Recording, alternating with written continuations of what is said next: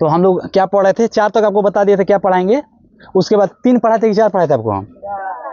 4 तक बता दिए थे, 4 बता दिए थे। 4 में क्या बताया था आपको? हाँ, उसके बाद हम आपको 5 नंबर में पढ़ाएंगे, कोई संख्या दी गई है, कोई संख्या माने दी गई संख्या, कोई संख्या दी जाएगी, दी गई संख्या में, दी गई संख्या मैंने कोई संख्या आपको देंगे, दी गई संख्या में अंक को कैसे जोड़ते हैं, अंक को, हाँ, दी गई संख्या में अंक को जोड़ना, ये आप सीखेंगे। यानी कोई संख्या दे देंगे, आप कहेंगे अंक को जोड़िए, अंक को, जैसे कोई संख्या हो गया, मान लीजिए 97 हो गया, कोई कहेगा इसमें 3 जोड़िए, इसको हमको सिखाएंगे कैसे बनेगा, ठीक है।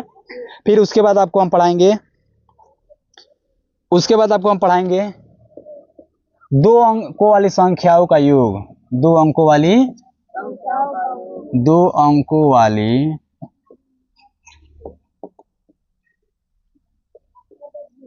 संख्याओं का योग, योग बोले तो जोड़, योग बोले तो 2 अंकों वाली संख्याओं का क्या पढ़ाएंगे, योग पढ़ाएंगे। फिर उसके बाद हम आपको पढ़ाएंगे, फिर उसके बाद आपको हम पढ़ाएंगे, जैसे आप पहाड़ा पढ़ते हैं तो पहली कक्षा में आपको 9 तक पढ़ाना चाहिए, कहाँ तक, 9 तक, 1 से 9 तक आपको पढ़ाना चाहिए। जैसे आप 3 का पहाड़ा पढ़ते हैं, 3 एकम 3 पढ़ते हैं ना, फिर क्या पढ़ते हैं, 3 दूना 6, इसका मतलब क्या होता है, 3 एकम 3 का मतलब होता है कि 3 को एक बार जोड़िएगा तो 3 ही मिलेगा। 3 दूना 6 का मतलब क्या होता है कि 3 को अगर 2 बार जोड़िएगा, 3 को अगर माने 3 को अगर 2 बार जोड़िएगा तो 6 मिलेगा, या 2 को अगर 3 बार जोड़िएगा, 2 को अगर, तब भी आपको 6 मिलेगा। तो आप पहले से जानते थे कि 3 दूना 6 होता है, लेकिन आप ये नहीं जानते थे इसका मतलब क्या होता है, आज जान गए कि 3 दूना 6 का मतलब क्या होता है कि 3 को 2 बार जोड़िए, 3 को, या 2 को 3 बार जोड़िए, अरे समझ में ना। इसका मतलब इसको ऐसा भी लिख सकते हैं, 2 गुना 3 लिखिए, या इसको आप 2 गुना 3 कह सकते हैं, दोनों एक ही बात है, दोनों ऐसा समझ में ना।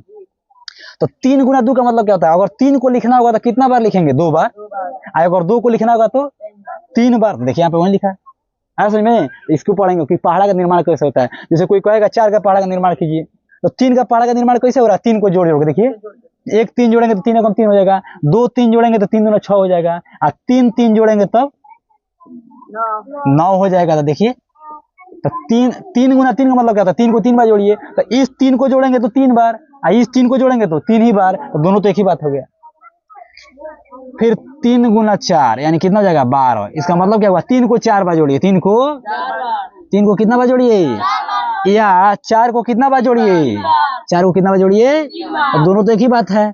इसको ऐसे भी तो लिख सकते हैं 4 गुना 3, है समझ में ना। तो 3 गुना 4 का मतलब क्या होता है, 3 को 4 बार जोड़िए, 3 को, या 4 को 3 बार जोड़िए। उसी तरह 4 गुना 3 का मतलब क्या होगा, 4 को 3 बार जोड़िए, या 3 को 4 बार, दोनों का आंसर तो सबका आंसर 12 ही आएगा, है समझ में। ये क्वेश्चन कोई पूछे या ये पूछे या ये पूछे या पूछे, सबका आंसर क्या होगा, 12 ही होगा, है समझ में। तो देखो, तो 3 का पहाड़ा का निर्माण कैसे हो रहा है, 3 3 जोड़ के, आ रहा समझ में ना। 3 एकम 3 मतलब 1 2 3, 2 3 को जोड़ेंगे तो 6, 3 3 को जोड़ेंगे तो 9, कोई दिक्कत। फिर इसके बाद आपको हम पढ़ाएंगे गुणा का मतलब क्या होता है। इसके बाद क्या पढ़ाएंगे आपको हम, मतलब गुणा का मतलब क्या होता है। तो आप यहीं से समझ गए, गुणा का मतलब होता है रिपीटेड एडिशन, माने एक ही संख्या को जब बार बार जोड़ा जाता है तो किसका उपयोग किया जाता है, गुणा का। देखिए, एक ही संख्या बार बार यहाँ पे जोड़ा है, बार बार जोड़ा था, किसका उपयोग किया है, गुणा का। जैसे 3 को 4 बार जोड़ना था, 3 गुना 4 लिख दिया, 4 को अगर 3 बार जोड़ना था, 4 गुना 3 हो जाएगा, कोई दिक्कत। उसी तरह अब हम पढ़ेंगे गुणा का। तो गुणा का मतलब हो गया, समझ गए। गुणा का उपयोग पढ़ेंगे, गुणा का कहाँ का, गुणा का हम लोग प्रयोग करेंगे, इसको हम बताएंगे कि गुणा का प्रयोग क्या कब करेंगे, गुणा का मतलब क्या होता है। ठीक उसी प्रकार अगला बार हम पढ़ाएंगे आपको भाग, क्या पढ़ाएंगे, भाग का प्रयोग पढ़ाएंगे, और भाग का अर्थ क्या होता है, ठीक है ना। तो फिर आपको भाग के बारे में बताएंगे, उसके बाद आपको और क्या पढ़ाएंगे, बस इतना आपको पढ़ाएंगे तो आपका सिलेबस 1 का खत्म हो जाएगा। तो हम लोग को कितना टॉपिक पढ़ना है, 9, है समझ में। तो आप हमारे YouTube चैनल को सब्सक्राइब कर लीजिए, और तब तक वेटिंग कीजिए, हम अपना वीडियो अपलोड करते हैं।